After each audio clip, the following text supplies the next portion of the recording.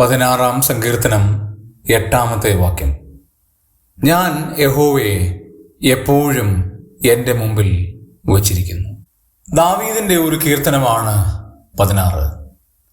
ആ വാക്യം നാം ഒന്ന് വിശകലനം ചെയ്യുമ്പോൾ അത് ഒരു തീരുമാനം എന്ന നിലയിൽ കാണാൻ കഴിയും. ഞാൻ യഹോവയെ എപ്പോഴും എൻ്റെ മുമ്പിൽ വച്ചിരിക്കുന്നു എന്നുള്ള തീരുമാനം. രണ്ടാമത്, അതൊരു അവസ്ഥയായി കാണാൻ കഴിയും.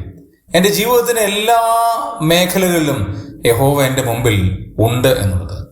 3, അതൊരു പദവിയാണ്. യഹോവ എൻ്റെ മുമ്പിൽ ഉള്ളത് എൻ്റെ ജീവിതത്തിൽ ഏറ്റവും വലിയ അനുഗ്രഹമാണ്, എൻ്റെ പദവിയായി കണക്കാക്കാനായിട്ട് സാധിക്കും. 4, അതിന് ഒരു പരിഹാരത്തിൻ്റെ കാര്യമാണ്. ഞാൻ മറ്റുള്ളവരെ പോലെ വ്യാകുലപ്പെടുന്നില്ല. ഞാൻ യഹോവ എൻ്റെ മുമ്പിൽ വെച്ചിരിക്കുന്നത് കൊണ്ട് എൻ്റെ ജീവിതത്തിൻ്റെ വൈതരണികൾ ദൈവമാണ് അത് ഫേസ് ചെയ്യുന്നത്, യഹോവയാണ് അത് നേരിടുന്നത്. അതുകൊണ്ട് അതൊരു പരിഹാരമായി കാണാൻ കഴിയും. 5, അതൊരു അനുഗ്രഹമാണ്. യഹോവ എൻ്റെ മുമ്പിൽ ഉള്ളതാണ് എൻ്റെ ജീവിതത്തിൻ്റെ ഏറ്റവും വലിയ അനുഗ്രഹം. പ്രിയമുള്ളവരെ, നമുക്കും അങ്ങനെ തന്നെ പറയാം. ഞാൻ യഹോവയെ എപ്പോഴും എൻ്റെ മുമ്പിൽ വച്ചിരിക്കുന്നു.